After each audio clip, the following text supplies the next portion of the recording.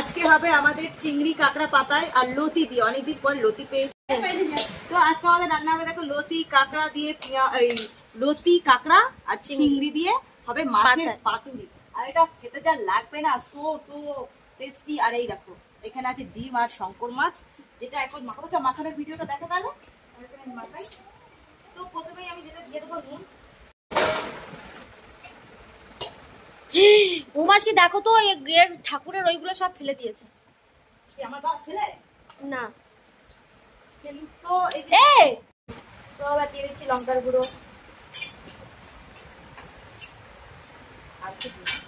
দেখো ঠিক আছে, ঠিক আছে।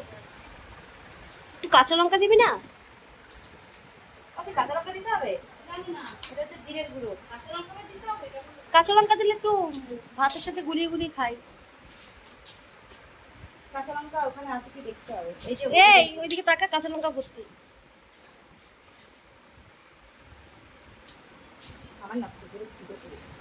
তো এটা আবার তেলও দিতে হবে। বাবু এসে গেছে না, ওই ভিডিওটা কাটিং করতে হবে, তাই তো? মনে হচ্ছে যে এখনই হয়ে গেছে রান্না। হ্যাঁ, ও এটা তেল দিয়ে মাখানোর পর যা লাগবে মনে হয় এখনই দাদা খেয়ালি। ঠিক আছে, এরকম ভাবে থাম্বনেল দিতে হবে। তো এটা যা লাগছে, এবার এটা পাতায় মাখিয়ে দিয়ে দেবো। তো চলো আজকের মতন টাটা, বাই বাই, পরে দেখা হবে নেক্সট ভিডিওতে। অনেকদিন পরে চলে আসলাম মাসি বাড়িতে। মাসি বাড়িতে এসে দেখো বোনও এসে গেছে। বোন এখন মা হতে চলেছে। তো এই দেখো 8 মাস হতে চলেছে, এখনো পর্যন্ত ঠিকঠাক করে খেতে পারে না, কারণ ওর কি খেলে বমি হয়ে যায়, শরীর খারাপ করে। আমি এরকম কারোর দেখিনি যে পুরো প্রেগনেন্সিতে প্রবলেম হয়, একটু লাস্টে দিয়ে খেতে পারে বা অনেক প্রবলেম। এর প্রচন্ড প্রবলেম হচ্ছে, খেতে দিতে পারছে না।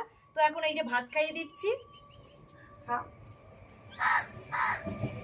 মা হতে গেলে সত্যি অনেক কষ্ট করতে হয়। তো যাই হোক, আমাদের যে আসছে যেন সে যেন সুস্থভাবে আসে আর ভালোভাবে আসে, যেই আসুক, তাই না? সুস্থভাবে আসলেই আমরা খুশি।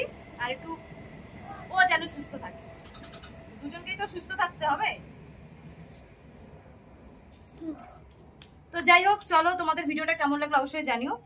আর এখন তো এরকম চলতেই থাকবে যতদিন না বেবিটা হবে। হয়ে গেলে আমাদের সবার শান্তি।